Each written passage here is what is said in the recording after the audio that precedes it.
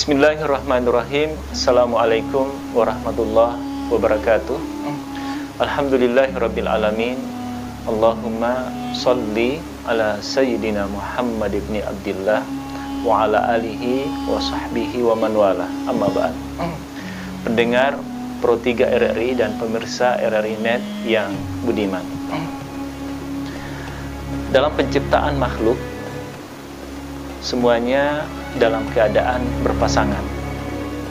Maha suci Allah ketika mengungkapkan di dalam firman-Nya di surah Yasin ayat 36. Subhanallazi khalaqal azwaja kullaha. Maha suci Allah yang menciptakan segala sesuatu dengan berpasang-pasangan. Ada kiri kanan, positif negatif, laki perempuan, suami istri. Ada kehidupan, ada kematian. Ada jasmani, ada rohani. Pemirsa yang budiman, terkait dengan rohani, ketika Allah Subhanahu wa ta'ala meniupkan ruhnya kepada manusia, ulama sufi kemudian membagi dua. Ada ruh dalam, ada ruh luar. Ruh luar itu sangat dipengaruhi oleh hawa nafsu, di mana nafsu menurut Imam Al-Ghazali di dalam kitab Ihya Ulumuddin yang membagi kepada tiga: nafsu mutmainnah atau jiwa yang senantiasa mendorong kepada kebaikan dan hal-hal yang positif. Yang kedua, nafsul lawwamah. Ini adalah jiwa yang labil, di mana kecenderungan jiwa itu bisa jadi ke positif, bisa jadi ke negatif. Dan yang ketiga adalah nafsu ammarah, sesuatu yang selalu mendorong kepada negatif.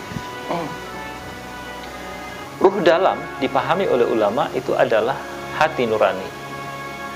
Hati nurani ini akan senantiasa mengarahkan manusia untuk berlaku positif, benar, lurus di dalam hidupnya. Pertanyaan besarnya kemudian, ketika hati nurani itu selalu positif dan tidak pernah berkata salah, mengapa manusia seringkali salah di dalam hidupnya?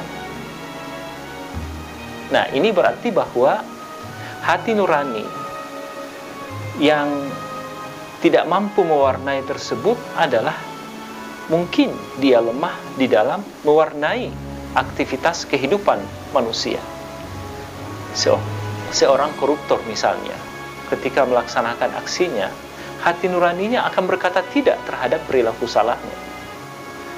Seseorang yang marah, menghardik orang lain, hati nuraninya akan berkata salah terhadap perilakunya tersebut.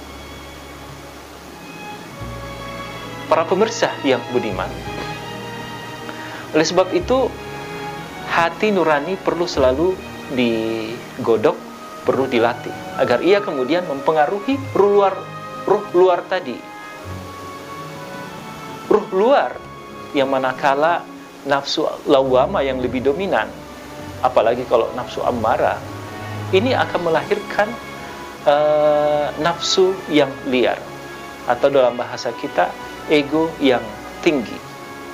Ego yang tidak terkendali ini akan melahirkan perasaan-perasaan takut yang banyak di dalam kehidupan manusia. Akhirnya apa yang terjadi?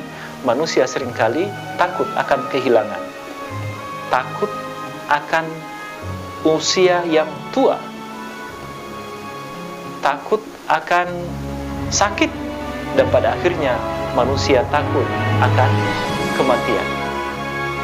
Padahal sejatinya bahwa segala sesuatu yang ada di dalam hidup ini hanyalah titipan dari Allah Subhanahu wa ta'ala. Kita bergantung kepadanya dan tidak bergantung kepada yang lain.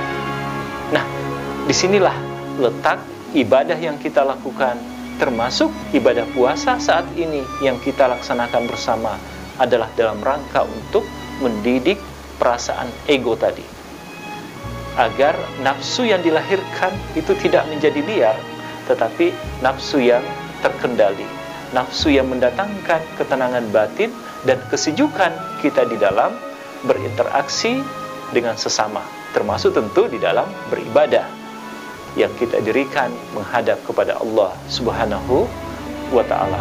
Semoga sekali lagi ibadah-ibadah yang kita dirikan mendatangkan kesejukan hati, kesejukan batin, hati nurani senantiasa tercerahkan, dan kualitas penghambaan diri kita di hadapan Allah Subhanahu wa ta'ala dari waktu ke waktu semakin meningkat.